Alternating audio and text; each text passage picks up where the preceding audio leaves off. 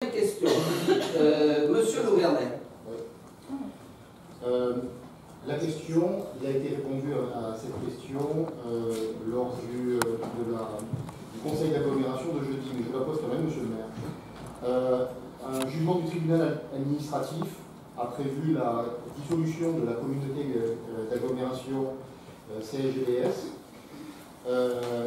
Quelle approche défendez-vous suite à cette demande de dissolution?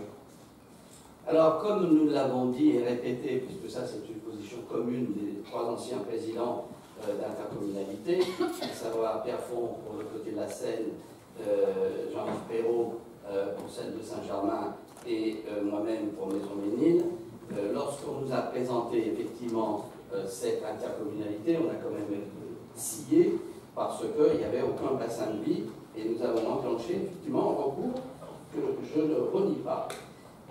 Il a été fait, bien sûr, il a été déposé formellement au nom de la nouvelle interco, mais en réalité, c'est parce que l'avocate hésitait, et elle avait tort, de déposer au nom des trois intercos qui existaient avant, car on peut toujours, en termes associatifs, etc., déposer des recours au nom d'organismes qui sont dissous, sinon ils ne pourraient pas contester leur dissolution. Je prends un exemple. Si une association est dissoute par le décret de 36 par le gouvernement avec un décret en Conseil des ministres, cette association peut contester devant le Conseil d'État la dissolution parce que sinon il n'y aurait pas de possibilité de recours. Donc ça a été fait donc, par les trois, plus une qui est arrivée en janvier. D'ici là, nous l'avons fait tout simplement parce qu'il n'y avait pas de bassin de vie. Et que lorsqu'on nous a présenté le schéma, moi j'ai dit au préfet, vous êtes bien gentil parce que je tutoyais. T'es bien gentil, mais ça n'a pas de sens. Bon. Et d'ailleurs, il est clair que de ce côté-là, il y a quand même un problème de bassin de vie dans cette intercommunalité. Mais nous avons eu l'intelligence de bien prendre en compte le fait que cette intercommunalité, elle n'avait pas vocation à devenir une intercommunalité de gestion, et qu'en réalité, par rapport à ce qui se passait, on a fait redescendre un certain nombre de compétences au niveau des villes, mais que nous devions être une intercommunalité de mission. La fameuse formule de Pisani, bien connue, qui remonte déjà à un certain nombre d'années. Et dans cette mission, il y a un point majeur qui reprend la question précédente, c'est effectivement la nécessité d'avoir un projet territorial. Et c'est là où ça devient très difficile. Parce qu'il faut concilier, bien évidemment, un certain nombre de projets qui sont parfois antinomiques ou qui sont parfois concurrents.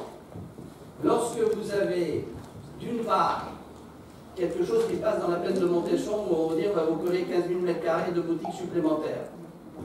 Lorsque vous avez un projet sur Carrière-sur-Seine qui ferait 120 000 m², lorsque vous avez quelque chose sur Louvciennes, sur l'ancien terrain Bulle, où là encore il y aurait des hyper, etc., et puis que vous avez encore des choses qui vont se passer sur Poissy, voire sur Chambourcy, il est clair que l'équilibre de tout ça est douteux de mon point de vue. Et on va y arriver. On est bien obligé d'y arriver.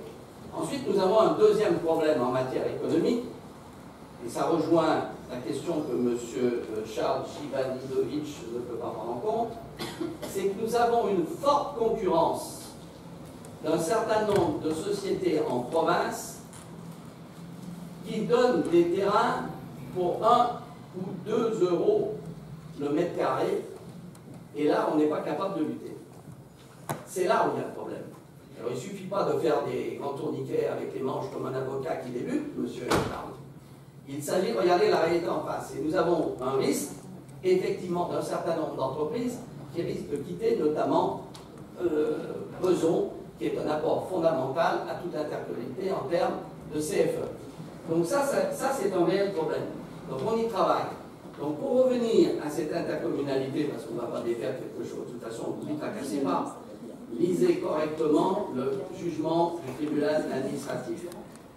Le jugement dit clairement, je l'annule parce qu'il a été mal motivé, mais je donne 1 an à l'État pour qu'il me le remotive. Donc c'est une invitation à reprendre un arrêté, c'est ce que m'a dit le préfet, c'est ce qu'il va faire, et la messe sera dite.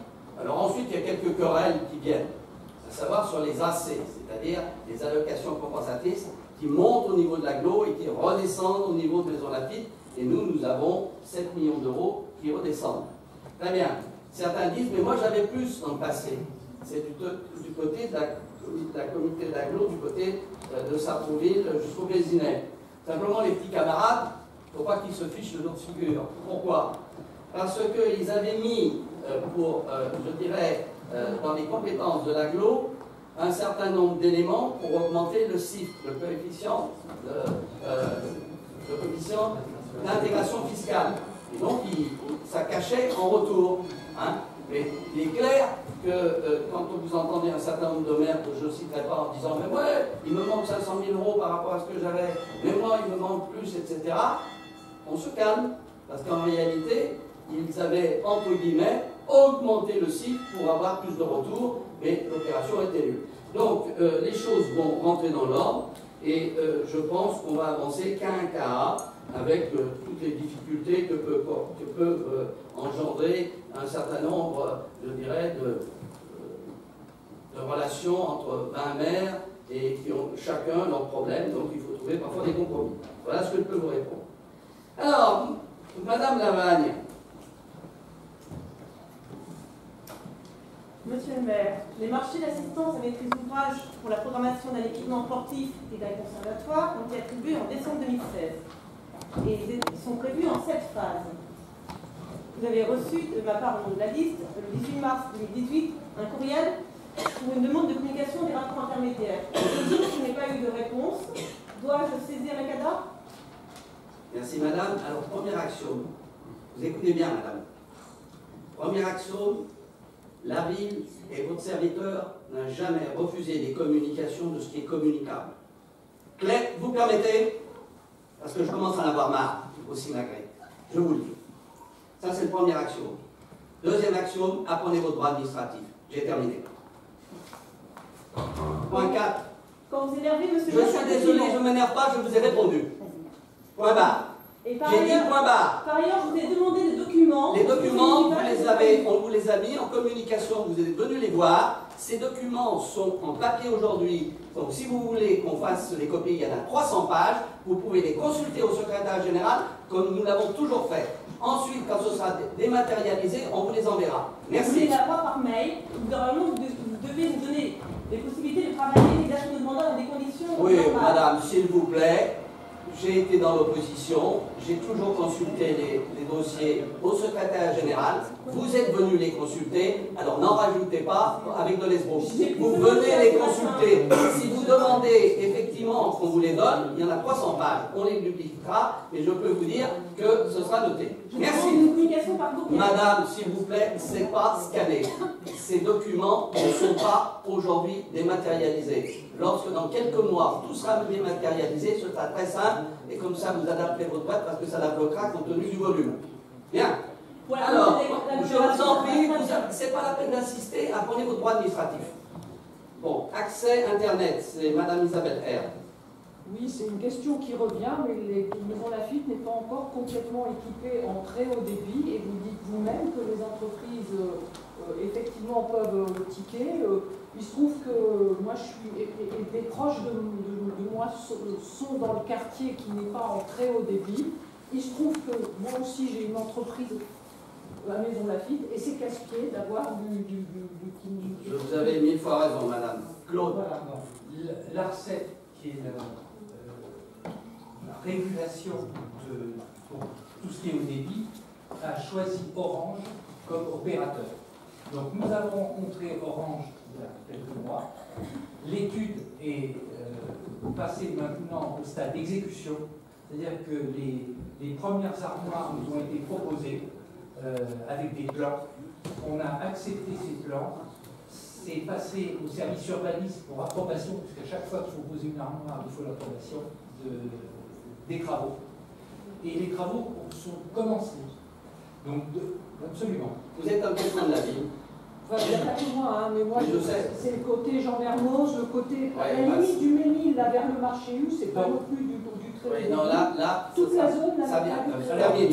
on a une vingtaine d'armoires qui ont été acceptées, qui vont être validées par les services urbanisme, certaines qui sont près du pont de la deuxième délai, d'autres en ville, puisque la fibre va venir de Sartrouville. Donc dans le calendrier qui est prévu par Orange, et qui précisera certainement, puisqu'ils vont certainement faire une réunion publique, si ces approbations arrivent, les premières armoires seront posées avant cet été et câblées cet été. Et la réglementation veut qu'une fois que les armoires sont posées, câblées, on laisse 3 mois aux usagers pour choisir leur opérateur. Ce qui veut dire que pour la fin de l'année, théoriquement, le haut débit sera arrivé en premier à Maison Lafitte. Au départ, Orange envisageait de câbler à peu près 5000 abonnés. Ils vont doubler leur chiffre pour pratiquement avoir tout terminé pour fin 2019. Oui, alors, dans le cas, là où vous êtes, ce sera plutôt 2019.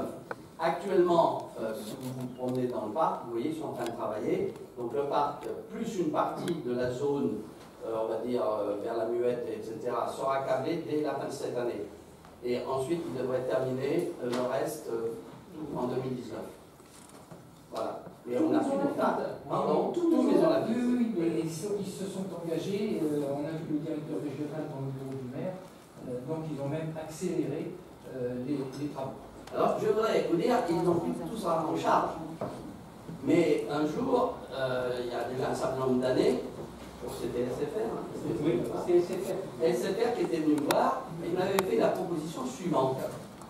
En disant, voilà, on va câbler la ville.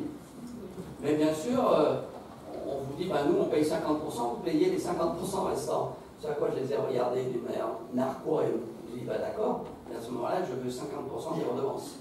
Vous voyez ce que je veux dire? Donc en réalité, ça ne pouvait pas marcher parce que ce sont des coûts faramineux. Hein, voilà. Et donc pour l'instant, normalement, fin 2018, une grande partie de la ville, à mon avis 60%, et fin 2019, la totalité de la ville.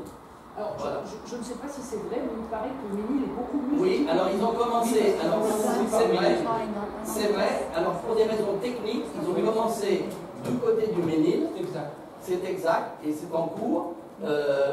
Sans doute, je ne sais pas pour quelle raison, et ils ont commencé à Maison Lafitte dans le parc et ils remontent. Parce que le Ménil était dans une zone blanche.